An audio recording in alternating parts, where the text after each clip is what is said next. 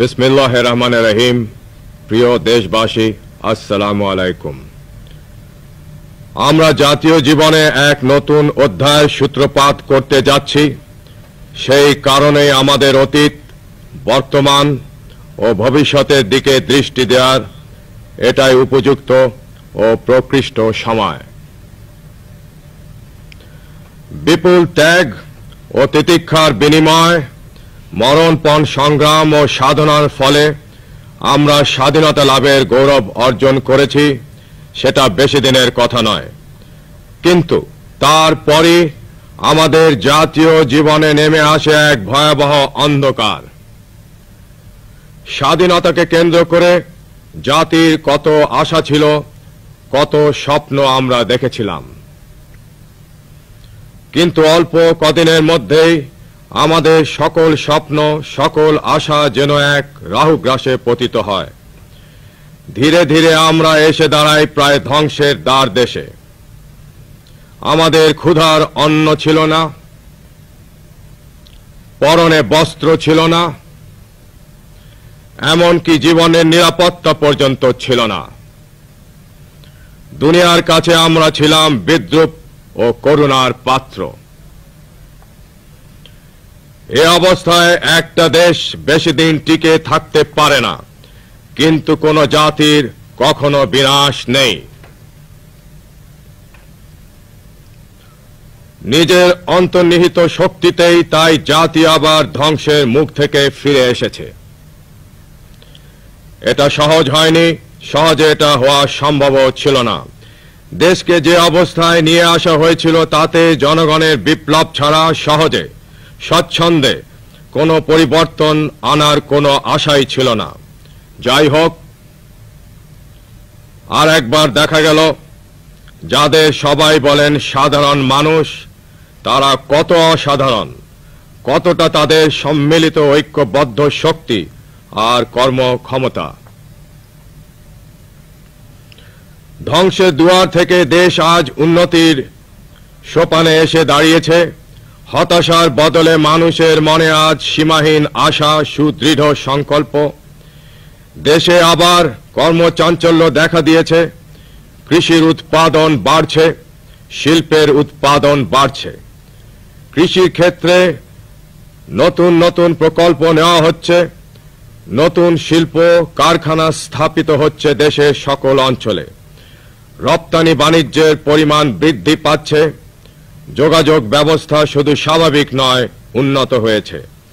নানা প্রতিকূল অবস্থার মধ্যেও উৎপাদনমুখী কৃষি ও শিল্পনীতি ও সুষ্ঠু বাণিজ্য নীতির ফলে আমাদের অর্থনীতি আজ দৃঢ় ভিত্তির উপর প্রতিষ্ঠিত। দেশের অধিকাংশ লোকের বাস গ্রামে, কাজেই গ্রামের লোককে উপেক্ষা করে শহর কেন্দ্রিক রাজনীতি বা অর্থনীতি যে সম্পূর্ণ ব্যর্থ হতে বাধ্য, তা আমরা শুরুতে অনুধাবন করতে পেরেছি। কাজেই রাজনীতি ও অর্থনীতি উভয় ক্ষেত্রেই আমরা বিকেন্দ্রীকরণের নীতি গ্রহণ করেছি। ফলে আজ গ্রামবাসী, অগণিত মানুষ যারা সর্ব ব্যাপারে এযাবৎ উপেক্ষিত হয়ে এসেছেন, জাতীয় নীতি নির্ধারণ বা উন্নয়ন পরিকল্পনা প্রণয়ন ও বাস্তবায়নে যাদের প্রত্যক্ষ কোনো অবদান রাখার সুযোগ ছিল না, সে সুযোগ আজ তারা পাচ্ছেন। ফলে আজ আমাদের গ্রামের চেহারা বদলাতে শুরু করেছে। যারা হতাশাগ্রস্ত, হতদরিদ্র, তারা আজ আপন অধিকার ও দায়িত্ব সম্পর্কে সচেতন হচ্ছেন। দেশের সামগ্রিক উন্নয়ন প্রচেষ্টায় তারা অংশীদার। দেশে যে একটা অরাজক অবস্থা বিরাজ করছিল, তার মোকাবিলা করা ছিল আমাদের প্রাথমিক দায়িত্ব। দেশের রাজনৈতিক ও অর্থনৈতিক পরিবর্তনের সঙ্গে সঙ্গে আইন ও শৃঙ্খলা পরিস্থিতির উন্নয়নের ফলে সামাজিক অপরাধ প্রবণতা বহুলাংশে হ্রাস পেয়েছে। মানুষ আজ আস্থা ফিরে পেয়েছে, তারা নির্ভয়ে কাজকর্ম করতে পারছে। আমরা যে পররাষ্ট্র নীতি গ্রহণ করেছি তাতে আমাদের স্বাধীনতা, সার্বভৌমত্ব এবং সমতার ভিত্তিতে সকল রাষ্ট্রের সঙ্গে মৈত্রীর বন্ধন সুদৃঢ় হয়েছে। আমরা আবার সম্ভ্রমবোধ ফিরে পেয়েছি। আজ আর বিশ্ব সভায় আমরা অবহেলিত বা উপহাসের পাত্র নই। বাংলাদেশের ন্যায়নীতি ভিত্তিক বক্তব্য আজ সর্বত্র সমাদৃত। এর প্রত্যক্ষ প্রমাণ হচ্ছে জাতিসংঘে অন্তর্ভুক্তির মাত্র 4 বছরের মধ্যে আমরা নিরাপত্তা পরিষদের সদস্য নির্বাচিত হয়েছি। এ বিজয় সম্ভব হয়েছে বাংলাদেশের বাস্তবানুগ ও নির্ভুল পররাষ্ট্রনীতির ফলে। প্রিয় দেশবাসী, পর্যায়ক্রমে বিভিন্ন কর্মসূচির মাধ্যমে আজ আমরা এমন একটা অবস্থায় উপনীত হয়েছি যখন ভবিষ্যতের জন্য ব্যাপকতর পরিকল্পনা নেওয়া সম্ভব। দেশের জনসাধারণ আজ আপন কর্মশক্তিতে উদ্বুদ্ধ হয়েছেন, তাদের অধিকার ও দায়িত্ব সম্পর্কে সচেতন হয়েছেন। দেশের জনসাধারণ সঠিক নেতৃত্ব পেলে নিজেদের সংগঠিত করে যে কি অসাধ্য সাধন করতে পারেন তা নিদর্শনও আমরা দেখেছি। দেশের সর্বাঙ্গীন উন্নয়নই আমাদের কাম্য। তাই এই সুযোগ গ্রহণ করে আমরা বিরাট ও সামগ্রিক কর্মসূচি নিয়ে এগিয়ে যাব। সাফল্য আমাদের নিশ্চিত করতে হবে। দেশ এখন বাস্তব এবং মানসিক উভয় দিক থেকে উন্নয়ন প্রচেষ্টায় আত্মনিয়োগের জন্য সম্পূর্ণ প্রস্তুত। প্রিয় দেশবাসী, দেশের রাজনীতি হবে বাংলাদেশী জাতীয়তাবাদের ভিত্তিতে। তার লক্ষ্য হবে বিভেদ নয়, ঐক্য। এবং গণতন্ত্র জনসাধারণের দরজায় না পৌঁছাতে পারলে তা সার্থক হতে পারে না। অর্থনীতির ক্ষেত্রে আমরা বলেছিলাম আমাদের মূল নীতি হবে উৎপাদনমুখী। উৎপাদনের সুষম বন্টন, দেশের শ্রম শক্তির পূর্ণ ব্যবহার এবং উৎপাদন বাড়িয়ে আমদানি কমানো এবং রপ্তানি বাড়ানো, এই দুটি মূলনীতি অনুসরণ করে আমরা অনেকখানি সাফল্য লাভ করেছি। কৃষিক্ষেত্রে আমরা এমন পরিকল্পনা নিয়ে অগ্রসর হচ্ছি যাতে আমাদের খাদ্য উৎপাদন এখন বছরে যা হচ্ছে অন্তত দ্বিগুণ হয়। যথাসম্ভব কম সময় চাষাবাদের ক্ষেত্রে আধুনিক যন্ত্রপাতি, সেচের পানি, উন্নত মানের বীজ ও সার ব্যবহারের এবং সর্বোপরি আমাদের কৃষিকাজ এ দক্ষ চাষী ভাইদেরকে উদ্বুদ্ধ করার মাধ্যমে আমরা আল্লাহর রহমতে লক্ষ্য হাসিল করতে পারব। তখন আমাদের বর্তমান খাদ্য ঘাটতি মিটিয়েও খাদ্যশস্য আরো বেঁচে যাবে এবং সে অর্থ দেশের অন্যান্য উন্নয়ন কাজে ব্যয় করা সম্ভব হবে। দেশের লক্ষ লক্ষ হাজা মাজা পুকুর, দিঘি, ডোবা, খাল, বিল, হাওর সংস্কার এবং কচুরিপানা মুক্ত করে সেসব জলাভূমিতে বৈজ্ঞানিক উপায় মৎস্য চাষ পরিকল্পনা বাস্তবায়িত করা হচ্ছে। এসব জলাভূমি আবাদের ফলে শুধু যে মাছের চাষই বাড়বে তাই নয়, আমাদের বেকার জনশক্তির একটা বিরাট অংশের কাজের এবং আয়ের সংস্থান হবে। আমাদের দক্ষ এবং কারিগরি যোগ্যতা সম্পন্ন লোকের দেশে এবং বিদেশে বিরাট চাহিদা রয়েছে। বিভিন্ন স্থানে কারিগরি পলিটেকনিক এবং ভোকেশনাল ট্রেনিং ইনস্টিটিউট খোলার ব্যবস্থা নেওয়া হচ্ছে। ঔপনিবেশিক আমলের শিক্ষা পদ্ধতির বদলে আমাদের স্বাধীন দেশের চাহিদার উপযোগী করে আমাদের শিক্ষা ব্যবস্থাকে ঢেলে সাজানো হচ্ছে যাতে কারিগরি শিক্ষাকে প্রাধান্য দেওয়া হয়। নষ্ট করার মতো সময় আমাদের নেই। আমাদের দেশে নারী পুরুষ নির্বিশেষে সবাইকে কাজে ঝাঁপিয়ে পড়তে হবে। দেশের জনগণের প্রায় শতকরা 50% মহিলা। এদের সার্বিক উন্নয়নের জন্য বেশ কিছু ব্যবস্থা নেওয়া হয়েছে, আরও নেওয়া হচ্ছে। দেশের অর্ধেক জনশক্তিকে জাতি গঠনের কাজে পূর্ণ অংশীদার হতে হবে। এসব কথা বিবেচনা করে আমরা মহিলা বিষয়ক আলাদা মন্ত্রণালয় খুলেছি। দেশের নারী সমাজের কাছে এখানে আমার একটা বিশেষ বক্তব্য রয়েছে। আমাদের রাজনৈতিক জীবনেও আপনাদের ভূমিকা সমান গুরুত্বপূর্ণ। দেশের যে কোনো পর্যায়ের নির্বাচনে আপনাদের সক্রিয়ভাবে অংশগ্রহণ করতে হবে। ভোট দেওয়ার মৌলিক অধিকার প্রয়োগ করতে আপনারা যেন ভুলে না যান। দেশের বিরাট যুবশক্তিকে সঠিকভাবে কাজে লাগানোর জন্য আমরা বিশেষ সচেষ্ট রয়েছি। আমাদের যুব সমাজের উন্নয়ন প্রকল্প বাস্তবায়ন এবং মূল্যায়নের জন্য আমরা খুব শিগগিরই একটি পৃথক যুব উন্নয়ন মন্ত্রণালয় স্থাপনের সিদ্ধান্ত নিয়েছি। দেশের স্বাধীনতা সংগ্রামে বীর মুক্তিযোদ্ধাদের এতদিন দেওয়া হয়নি তাদের প্রাপ্য সম্মান আর স্বীকৃতি। তাদের প্রতি দেখানো হয়েছিল অবজ্ঞা আর অবহেলা। আমরা সমাজ জীবনে তাদেরকে পুনঃপ্রতিষ্ঠিত করতে বদ্ধপরিকর। সমাজ জীবনে তাদেরকে যোগ্য আসন দেবার কাজে আমরা সচেষ্ট। ইতিমধ্যেই আমাদের বীর মুক্তিযোদ্ধাদের সুষ্ঠু পুনর্বাসনের জন্য বেশ কয়েকটি ব্যাপক পরিকল্পনা গ্রহণ করা হয়েছে। কারণ আমরা বিশ্বাস করি যে দেশের আপামর জনসাধারণের সঙ্গে মুক্তিযোদ্ধা ভাইয়েরা দেশ গঠনের কাজে কাঁধে কাঁধ মিলিয়ে এগিয়ে যাবেন। প্রয়োজনে তারা আবারও দেশের নিরাপত্তার জন্য চরম ত্যাগ স্বীকারে কুণ্ঠিত হবেন না। সুষ্ঠু যাতায়াত এবং যোগাযোগ ব্যবস্থা যে কোনো দেশের অর্থনীতির প্রধান নিয়ামক শক্তি।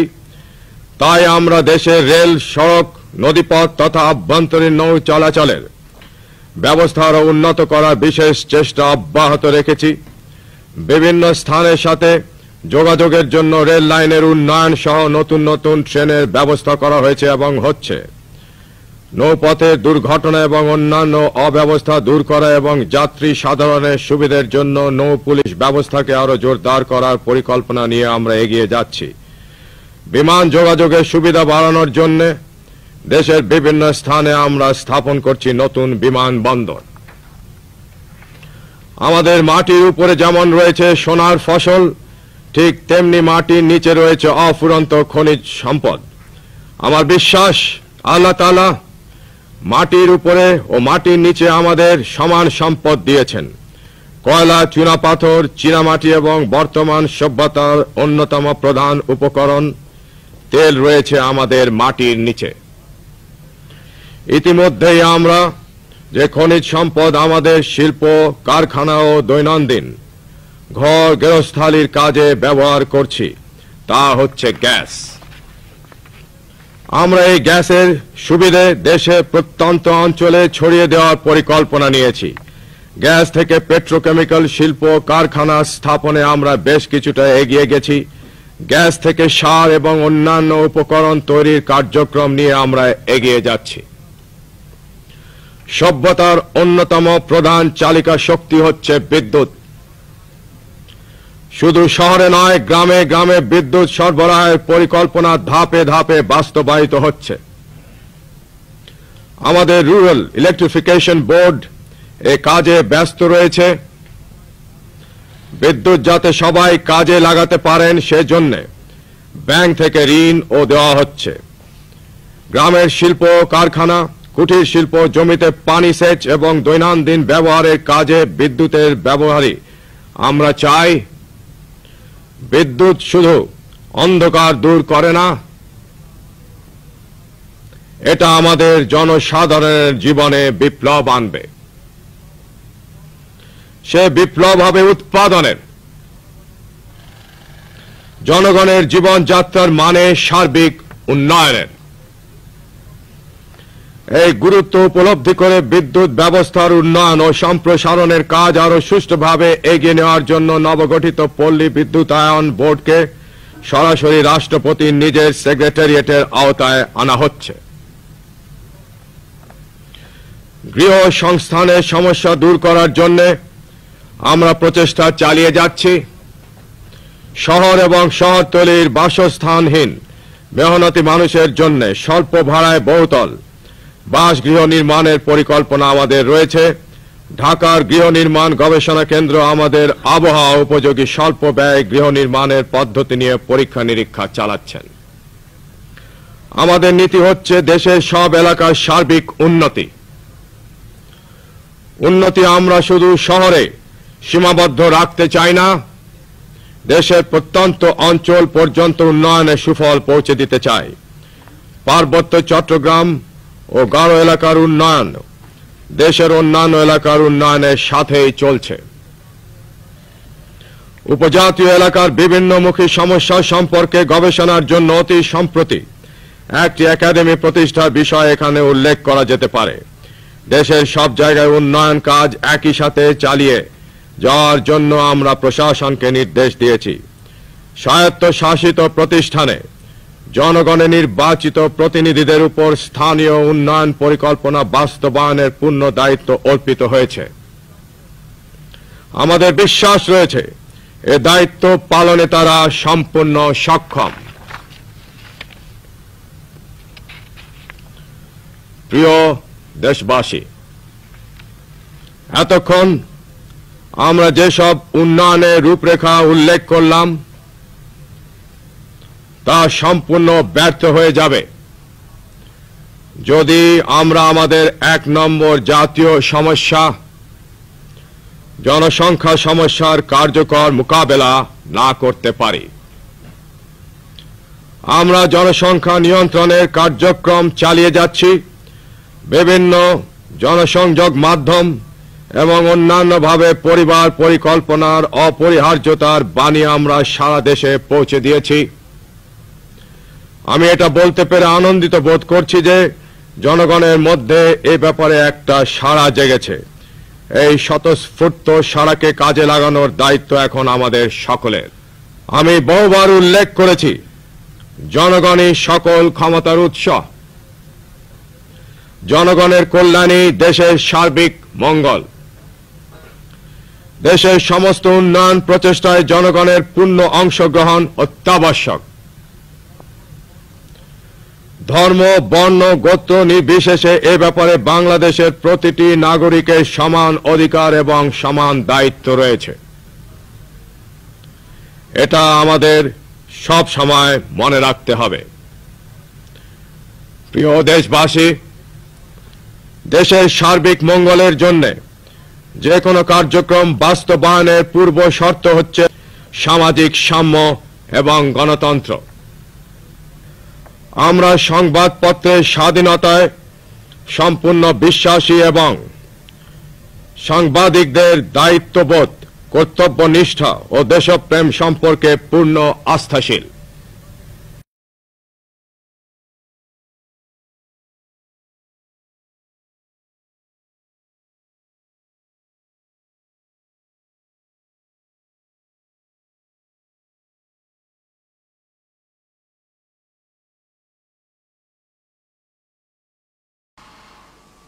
I want to declare here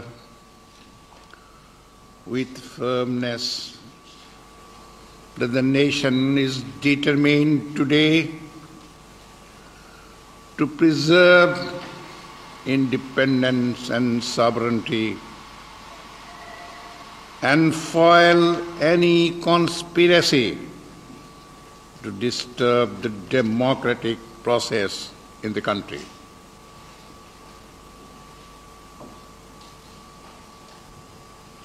We shall never forget that the unshakable faith and loyalty of late President Ziaur Rahman towards democratic ideals and values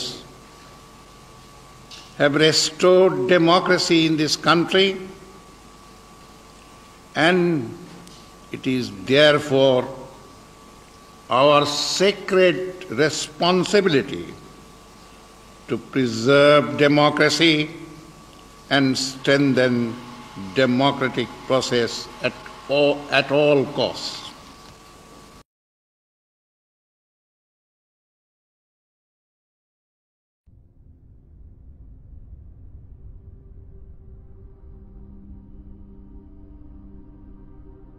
When I die, when my coffin is carried out, you must never think I am missing this world. Do not shed any tears. Do not lament or feel sorry. I am not falling into a monster's abyss. When you see my corpse carried out, do not cry for my leaving, for I am not leaving. I am arriving at eternal love. When you leave me in the grave, do not say goodbye. Remember, a grave is only a curtain for the paradise behind. You will only see me descending into a grave. Now watch me rise.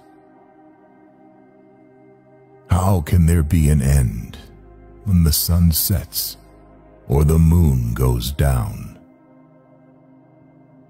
It looks like the end. It seems like a sunset. But in reality, it is a dawn. When the grave locks you up, that is when your soul is freed.